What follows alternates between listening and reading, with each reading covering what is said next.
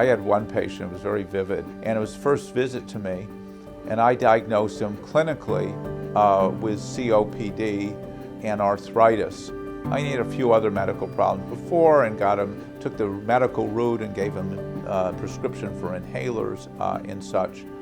And then on the second visit to me, he got screened for social determinants of health, and he was positive for all of them. He was homeless, living at a friend's house. He didn't have access to transportation. He actually didn't have food. The amount of money he was living off a month only allowed him to get food for half the month. Here I was working him up for weight loss, and the reason for weight loss is because he was hungry, and I would have never known that. So the typical medical model, COPD, arthritis, and weight loss, suddenly with the social information, I knew something else. It's important to know our patients' social conditions. Why is that? Because only 15% of health outcomes are conditioned by medical condition or medical interventions. And so 85% of health derives elsewhere. I do want to make a distinction between social needs, which are the needs that the patients may have, like I'm hungry or I don't have housing, and structural conditions. So oftentimes the conditions in neighborhoods parallel what patients are telling you. So when people say they're hungry, there are a lot of drivers for hunger that include not having benefits, but sometimes it's not having a store with healthy food options nearby. So I make the distinction under social determinants of health between social need and social conditions. And if we're really going to get to health improvement broadly in this country, it's going to be when we marry what we do in the office with work our organizations might be able to do in the communities to improve the conditions under which people live, work, and play that actually determine health. There's a number of different ways that we integrate social care and other needs into our practice.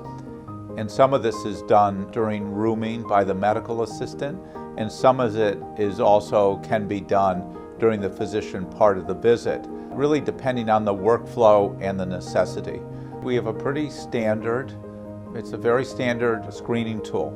So obviously there's many things you could screen for that are outside what might be considered a general medical exam or a specialty exam, but we use a standardized approach to social needs and things like depression, where we ask a series of questions. They have me, but we ask about access to food, we ask about ability to pay for electricity or other utilities, we ask about whether or not they have a place to live, a home, whether or not they have transportation. So we ask a series of pretty standard questions. This should be as normal as doing vital signs. And in terms of the process then, if people show up with social needs, I refer them to our social worker. Sometimes it's an electronic referral with the idea of having the social worker contact the patient, but sometimes the patient's not available because they don't have a phone, and so then it's coordinating a social work visit with the next medical visit. Our assessment, really starts with just even the first interaction with the patient, building rapport, letting the patient know we're there to help, making them feel comfortable, telling us what's going on. And it kind of acts more as a prompt. A lot of times I'll be talking to a patient and they'll tell me everything I need to know without me having to go through like a litany of questions to see. It's really there more of as a conversational prompt. But the areas that we focus on are physical health, mental health, access to care, making sure that they understand their medications, and we'll go through that. Everybody should be screening is the right approach. So the work is divided. If for some reason on a patient the question don't get answered, then the doctor should ask the patient or the student or the resident who is there as well. We had to leave the walls of our institution and begin to say, what could we do as a health system to address neighborhood conditions, things like economic vitality, things like educational achievement, things about the neighborhood environment, the grocery stores, other conditions in the neighborhood, safety, and also in addition to health and healthcare as part of our work. And in order to do this, we had to make health equity a strategy for our system.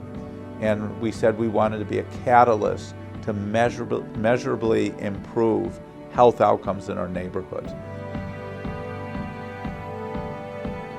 In some instances, I've had providers say that because of the social determinant efforts and resources provided, that we have saved lives, and I do believe that. We've seen a great improvement in our screening and treatment for depression. We've also seen, I think, a sense from our patients that they belong, that we care about them, and we've made a lot of referrals to social services for this group of patients. We've gotten people housing, we've gotten people access to food. Like I said, I gave an example of getting someone access to disability that could pay for housing and food. So we've seen a lot of benefit across our whole practice. We had a situation where we were asking on the inpatient units about food and access to food, and in response to a patient saying, I'm having a problem with access to food, before discharge, the nurses went to the food pantry where we had in the hospital and brought bags of food to the patient to take home, and they just broke down in tears. You know, people come with all kinds of needs, but you don't expect food as medicine, for example, as being one of the things that we could possibly offer you in a medical visit like this. We oftentimes find ourselves not being able to assist a patient in the way that they need. The connections and the availability of social infrastructure for our patients is somewhat limited, even with the resources we have. But what we've been able to do now compared to the past, one is we know what we didn't know in the past, and we've set up an infrastructure to help support the patients. In the past, we really didn't have this. There was a time we didn't have social work, and so there was no way to be able to refer. There was a time we didn't even know where the food banks were, but now we have that information is available for us now. So it doesn't mean that the patients are always getting exactly what they need and want, but we have a little bit more robust safety net right now than we had in the past. For the medical assistants, we've put that into their job, and they need to be trained how to do it. They need to be comfortable asking the questions. You almost have to take a trauma-informed approach. People are experiencing some of these hardships in their own lives, and they're being asked to ask our patients these questions. That can be traumatic for them as well. So I do think when you're rolling it out, one can't forget that, again, I mentioned before, our employees are oftentimes members of these same communities. There is also the problem of staff burnout. There's so many things that have to be done in a patient visit. This is one other type of thing. So getting it to stick and have it be consistent is another challenge that practices will face, but you have to really be persistent with it. In the very beginning, some resistance on the provider level and even the support staff to entertain being inconvenienced, or should I say better term, having enough time to service the patient, rooming the patient while addressing the social determinant needs. So yes, we got that a whole lot, but with time and physician champions like Dr. Ansel, they have really come around to see that servicing the whole patient includes asking these questions. I'd say that it is very important. The most important piece is that investment from the physicians, because they are the leaders in medical care.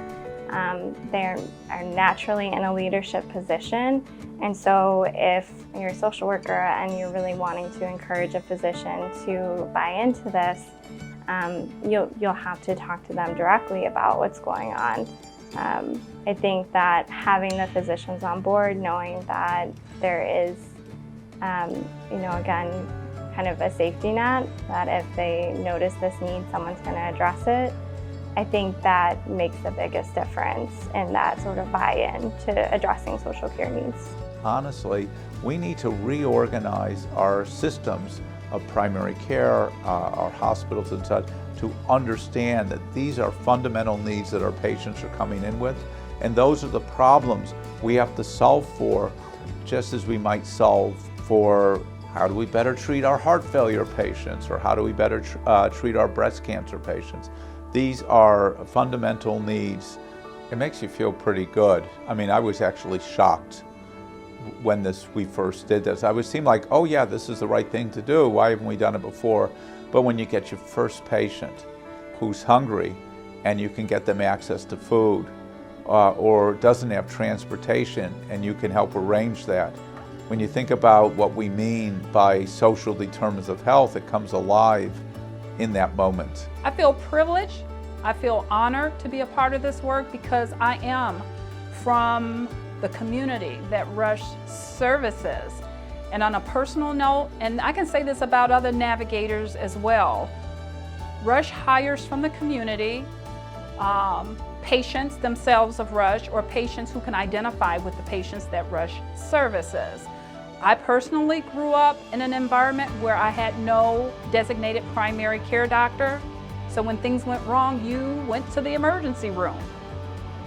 So when a patient screened positive for SDOH because of not having a doctor, or resisting the need or suggestion to schedule, or have follow-up care with a primary care doctor, I could speak to them from the heart, and I could relay the importance of the work and somewhat educate the patient. So that's very empowering, very empowering. Being able to help the patients navigate the healthcare system is absolutely the reason that I took this job.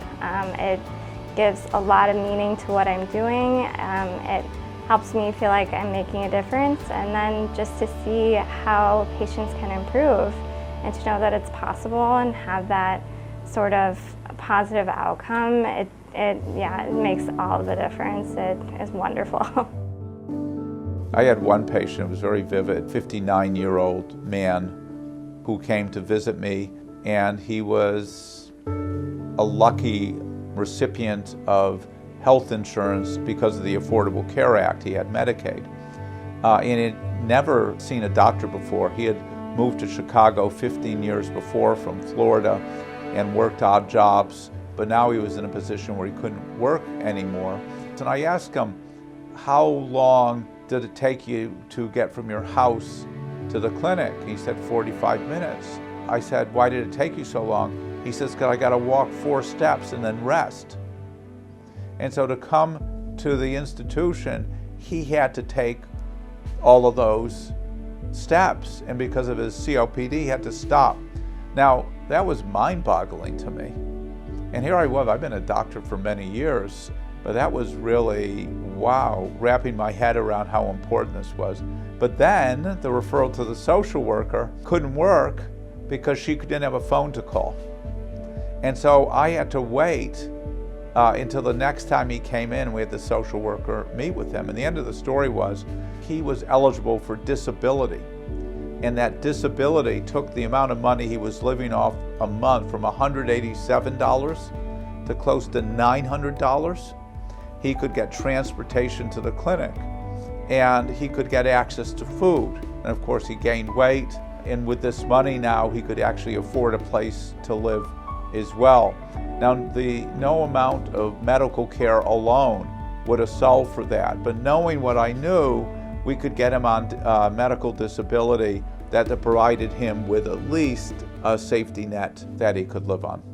So that's the most vivid example, but I've had others, people who were homeless, people who were hungry, people who didn't have enough money for electricity, and transportation, of course, is a big one.